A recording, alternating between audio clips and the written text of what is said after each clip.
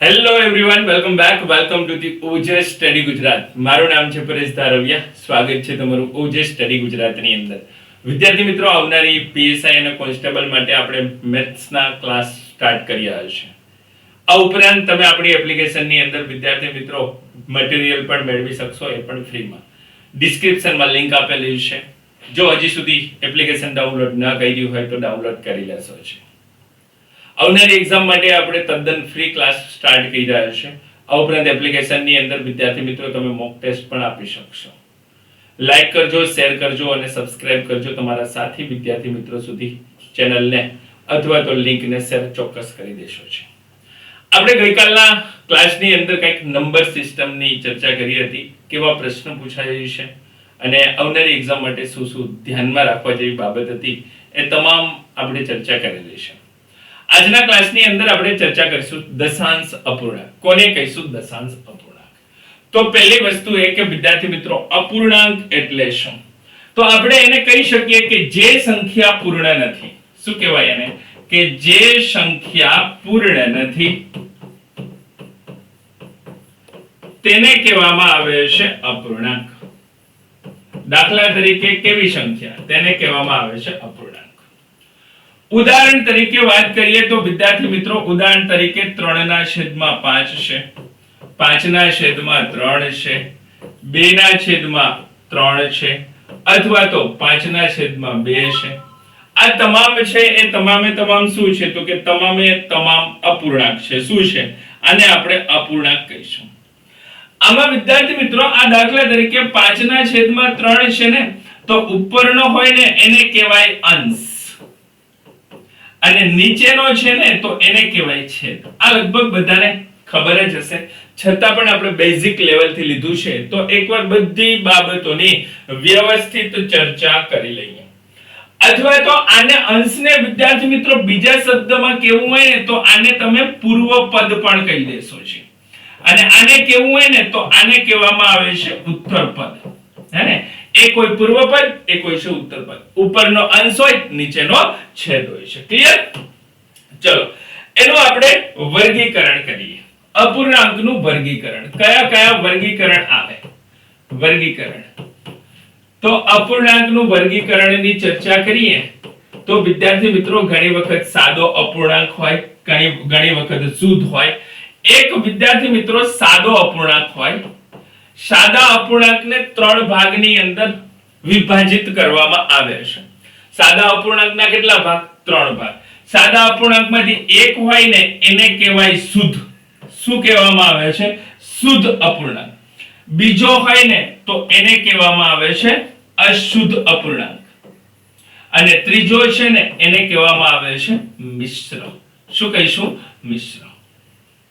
એક શુદ્ધ અપૂર્ણાંક હોય, એક અશુદ્ધ અપૂર્ણાંક હોય અને એક મિશ્ર હોય.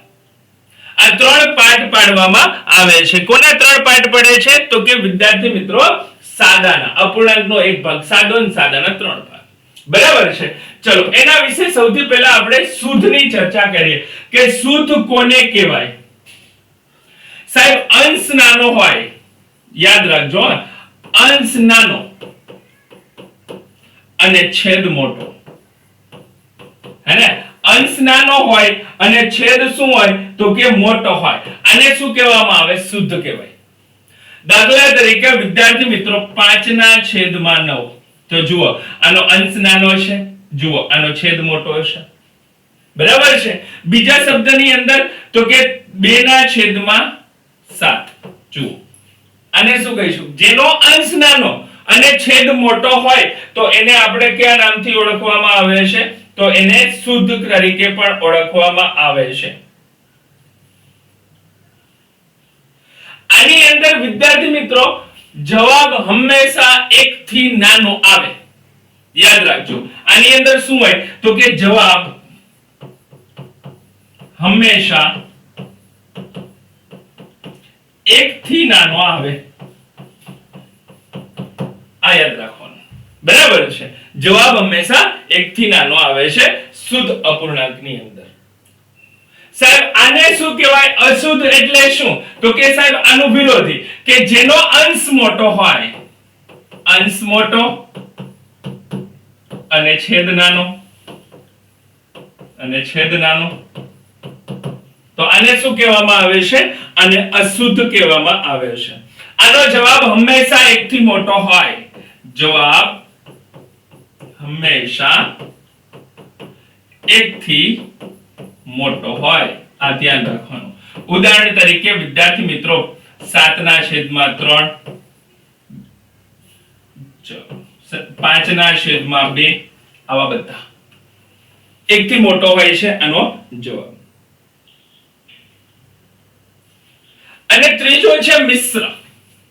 મિશ્રની અંદર એક ઉદાહરણ આપું, 3/7/2. ચલો આવી રીતે લખેલું હોય તો આ સંખ્યા તમે જોશો ને તો આ તમને પૂર્ણ સંખ્યા જોવા મળે છે, હે ને? 3 અહીંયા પૂર્ણ છે કે નથી? અને આ શું છે? તો કે સાહેબ એ અપૂર્ણ છે. તો પૂર્ણ વત્તા અપૂર્ણ હોય તો આ બંનેનું મિશ્રણ હોય તો એને શું કહેવામાં આવે છે સાહેબ? મિશ્ર કહેવામાં આવે છે. આટલું બધાને ક્લિયર? ચલો આને શું કહેવામાં આવે છે? મિશ્ર કહેવામાં આવે છે. ચલો હજી એક વિદ્યાર્થી મિત્રો છે અપૂર્ણાંકનો. અહીંયા જેમ સાદો પ્રકાર આપણે જોયો હતો ને એમ બીજો પ્રકાર છે એનો દશાંશ, હે ને? દશાંશ. દશાંશ એટલે પોઈન્ટ વાળા. દાખલા તરીકે 0.1 છે, 0.20 છે, 0.05 છે. આને બધાને દશાંશ કહેવામાં આવે કે જેની નીચે 10, 100, 1000, 10000 લખી અને સંખ્યા દર્શાવવામાં આવતી હોય તો આ તમામ સંખ્યાને આપણે દશાંશ કહીશું. બરાબર છે? તમામે તમામને શું કહેવામાં આવે છે સાહેબ? દશાંશ કહેવામાં આવે છે. ક્લિયર બધાને? ચલો વેરી ગુડ, વેરી ગુડ. દાખલા તરીકે આપણે એના પ્રકાર સમજવા જઈએ. તમને પ્રશ્ન પૂછે વિદ્યાર્થી મિત્રો, સમજો. તમને પ્રશ્ન પૂછે છે અપૂર્ણાંકને દશાંશમાં રૂપાંતર કરો. શું કરે? અપૂર્ણાંકને દશાંશમાં ફેરવો. દશાંશમાં ફેરવો. બરાબર છે? આપણે પહેલા આની પ્રેક્ટિસ કરીએ. અપૂર્ણાંકને આપણે શેમાં ફેરવવો છે? દશાંશની અંદર ફેરવવો છે. તો અહીંયા પહેલી ધ્યાન શું રાખશો? દાખલા તરીકે આવું છે કે 3/15 છે. દાખલા તરીકે શું છે? 3/15 છે. જ્યારે પણ દશાંશમાં રૂપાંતર હોય, અહીંયા ટ્રીક લખી દઉં છું, જો યાદ રાખજો કે જ્યારે દશાંશમાં બદલાવાનું હોય ત્યારે નીચેના ભાગમાં એટલે છેદને હંમેશા 10, 100 કે 1000 કરવાની ટ્રાય કરવી. જ્યારે અહીંયા લખી દઉં છું, જ્યારે દશાંશમાં રૂપાંતર કરવું હોય, દશાંશમાં રૂપાંતર કરવું હોય ત્યારે છેદને, જો આ નાની નાની બાબતો નોટ કરતા આવજો, ત્યારે છેદને 10, 100, 1000 માં રૂપાંતર કરવું.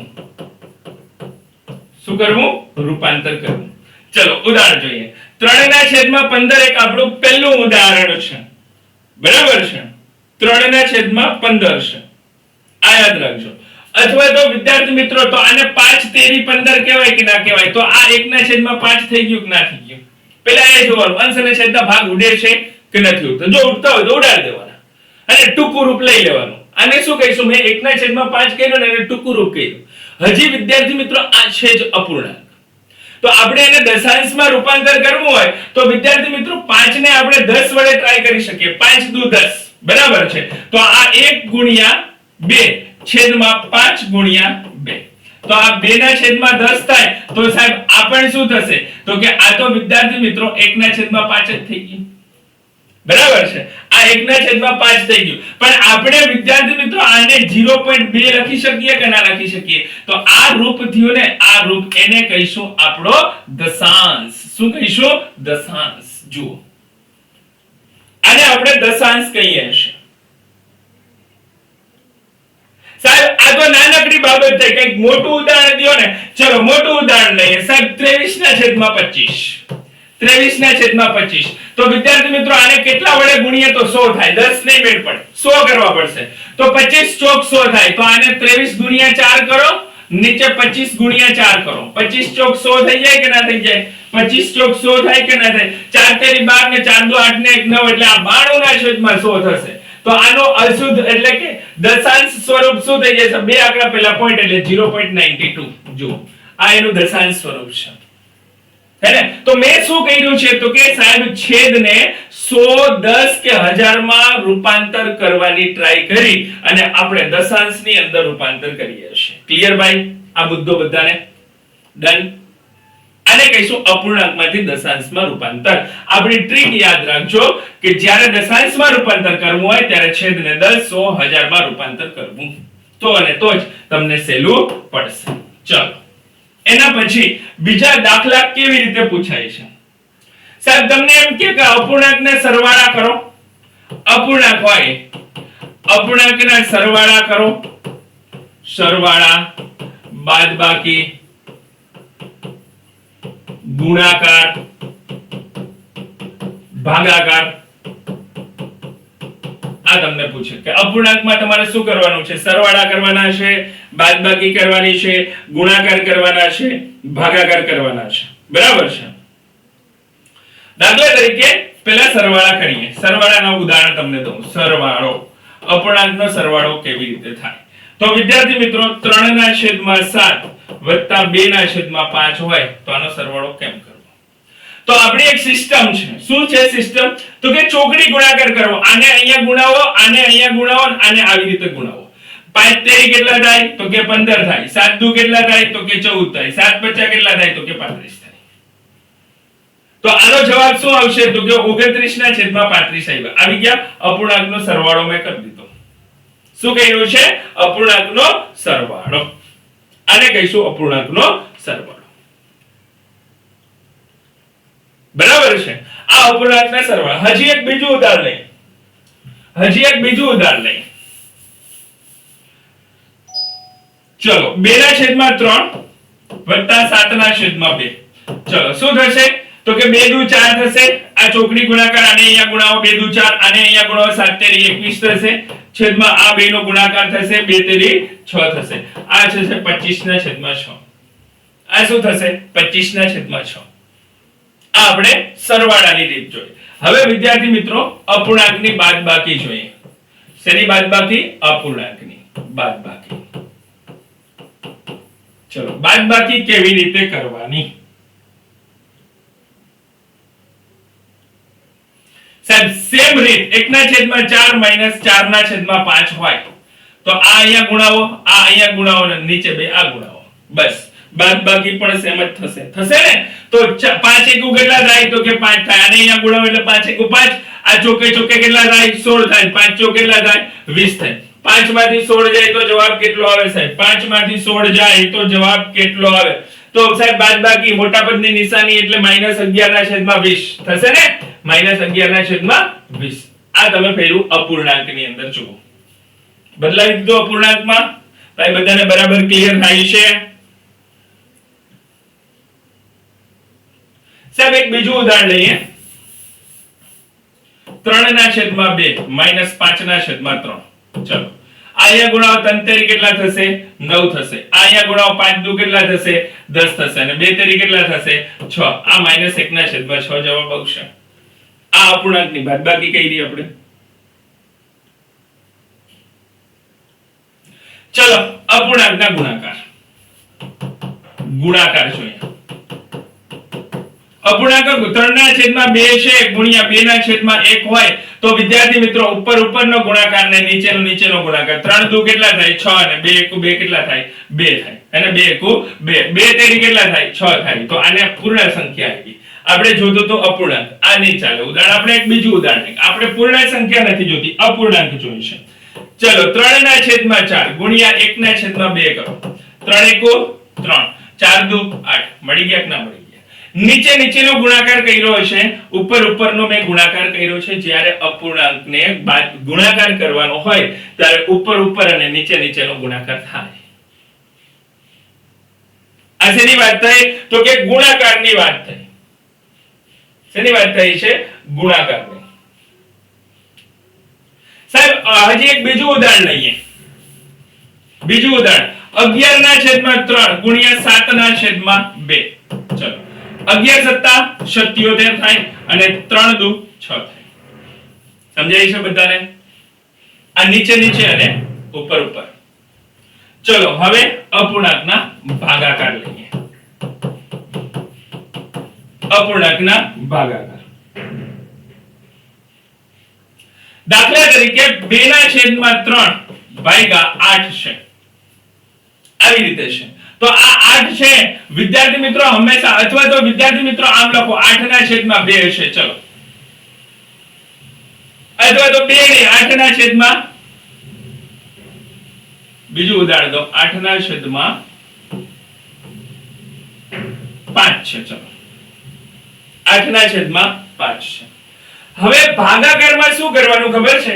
તો કે વિદ્યાર્થી મિત્રો ભાગાકારમાં હંમેશા 2 ના છેદમાં 3 ભાગાકારનો ગુણાકારમાં રૂપાંતર થતું હોય ને તો 5 ના છેદમાં 8 લખાય. આ નિશાની આ ઉપર નીચે થઈ જાય. ભાગાકારમાંથી જ્યારે ગુણાકારમાં રૂપાંતર કરો છો ત્યારે આ પદ બદલી જાય છે. બરાબર છે? પાછલું પદ શું થઈ જશે? બદલી જશે.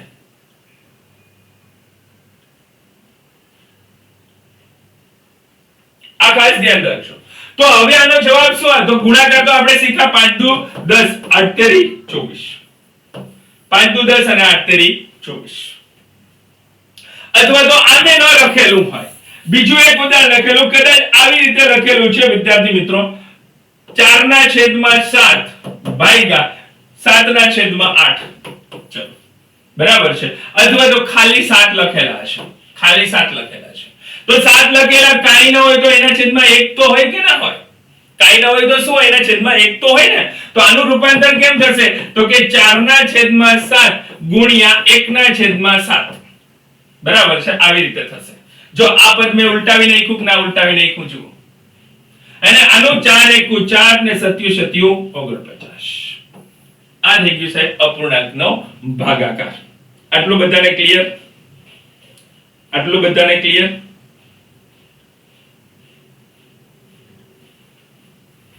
આટલું બધાને ડન? ચલો વેરી ગુડ.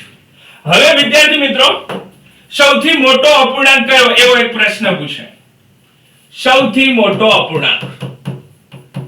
મોટો અને નાનો અપૂર્ણાંક જણાવો. આવો પૂછે ને ત્યારે આપણે થોડી ભૂલ કરી દેતા હોઈએ છીએ. બરાબર છે? દાખલા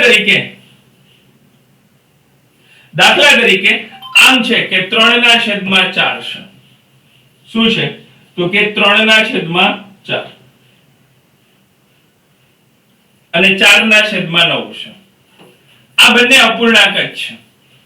આ બંનેમાં ચેક કરવું છે કે સૌથી મોટો કયો છે અને નાનો કયો છે. સાહેબ આ અપૂર્ણાંક મોટો છે કે આ અપૂર્ણાંક મોટો છે? કેવી રીતે નક્કી કરશો? તો સાહેબ કઈ ગણવા આના બધાને ભાગાકાર કરવા ના બેસાય કે આમાં 0.03 જવાબ આવે છે અને આમાં 9.2 જવાબ આવે છે તો આ મોટો છે ને ઓલો નાનો છે. આવી પરિસ્થિતિ નહીં કરવાની. એક્ઝામ ની અંદર ખાસ કરીને ચોકડી ગુણાકારની રીત કરવાની. 9 તેરી તો કે આનો જવાબ 27 આવે, ચોકે આનો જવાબ 16 આવે. તો કયો મોટો થયો? 3 ના છેદમાં 4 છે મોટો થયો અને 4 ના છેદમાં 9 છે એ નાનો થયો. તો મોટો અપૂર્ણાંક આમાં કયો થયો? તો કે મોટો અપૂર્ણાંક થયો છે 3 ના છેદમાં 4. નાનો અપૂર્ણાંક કયો છે? તો કે નાનો અપૂર્ણાંક થયો છે 4 ના છેદમાં 9. ભાઈ સમજાણું બધાને? બધાને ડન છે? મોટો કયો અને નાનો કયો? ચલો આવા 10-12 ઉદાહરણ આપણે લઈએ. અને પોસિબલ સમજાય જ જશે, કાઈ ઇશ્યુ છે જ નહીં. 7 ના છેદમાં 5 અને 4 ના છેદમાં 3 નાનો અને મોટો બે આપણે કરવાના છે. તો સાહેબ ચોકડી ગુણાકાર કરો. આમ મનમાં કરી લેવાના, કરવા નહીં બેસવાના. અહીંયા ગુણે તો 7 તેરી કેટલી થાય? તો કે આ સાહેબ 21 થાય. અહીંયા ગયો 5 ચોક કેટલા થાય? 20 થાય. મોટો કયો થયો બેનો ભાઈઓ? મોટો થયો છે 7 ના છેદમાં 5. તો બીજો નાનો હશે એ કેટલો થયો? 4 ના છેદમાં 3. ભાઈ બરાબર છે? બધાને બરાબર સમજાઈ ગયું છે? બીજો 8 ના છેદમાં 3 અને 7 ના છેદમાં 2. આમાં કયો મોટો હશે? અહીંયા ગુણાઓ 8 દુ કેટલા થાય? 16 થાય. 7 તેરી કેટલા થાય? 21 થાય. તો મોટો થયો 7 ના છેદમાં 2. નાનો કયો થશે? તો કે નાનો થશે 8 ના છેદમાં 3. કયો મોટો અપૂર્ણાંક, કયો નાનો અપૂર્ણાંક? સીધી ખબર પડી જાય સાહેબ.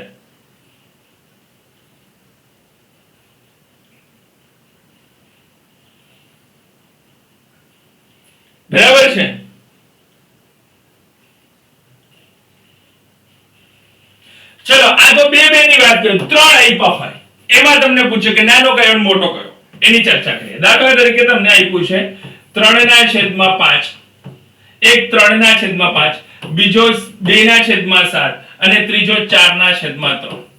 અને આપણે શોધવાનો છે નાનો અને મોટો. તો પેલા આ બે લ્યો, 3/5 અને 2/7, 7 તેરી 21, 5 દુ 10. આમાં ખબર પડી કે 3/5 મોટો હશે. પહેલા આપણે ખબર પડી કે 3/5 મોટો હશે, બરાબર છે, આ તો નાનો છે. તો પહેલું અને ત્રીજું લ્યો. પછી પહેલું શું છે 3/5 અને 4/3, 3 તેરી 9, 5 ચોક 20. તો સૌથી મોટો કયો થયો? 4/3 થયો. જો એક જવાબ મળી ગયો, આનો 10 મળી ગયો છે, આનો 21 મળી ગયો છે અને આનો 20 મળ્યો. તો સૌથી મોટો વિદ્યાર્થી મિત્રો આ થયો. હા, આ 3 તેરી 9 અને 5 ચોક 20 થાય છે ને.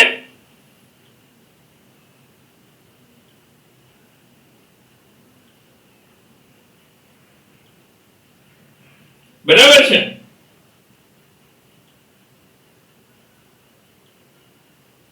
આમાં મોટી સંખ્યા કઈ થઈ? આમાં મોટી સંખ્યા થઈ છે 3/5. આમાં મોટી સંખ્યા કઈ છે? તો કે આમાં મોટી સંખ્યા છે 4/3. જુઓ આમાં મોટી સંખ્યા આ છે, આમાં મોટી સંખ્યા આ છે. આનો જવાબ 21 છે, આનો જવાબ કેટલો હશે? 20 છે. કેટલો હશે? 20 છે. બરાબર છે. આવી રીતે બબેની જોડ કરીને પણ તમે તપાસણી કરી શકો છો. આવી રીતે બબેની જોડ કરીને પણ તમે તપાસણી કરી શકો છો. તો વિદ્યાર્થી મિત્રો આપણે આજનો ક્લાસ આ ચોકડી ગુણાકાર સુધી રાખીએ છીએ. કાલે આપણે અહીંયાથી જ કન્ટિન્યુ કરીશું. બરાબર છે. પીડીએફ માટે તમે આપણી એપ્લિકેશન ડાઉનલોડ કરી લેશો જેનું નામ છે ઓજે સ્ટડી. નીચે ડિસ્ક્રિપ્શનમાં લિંક આપેલી છે. જય હિન્દ, જય Shri Krishna. Good bye, take care all of you.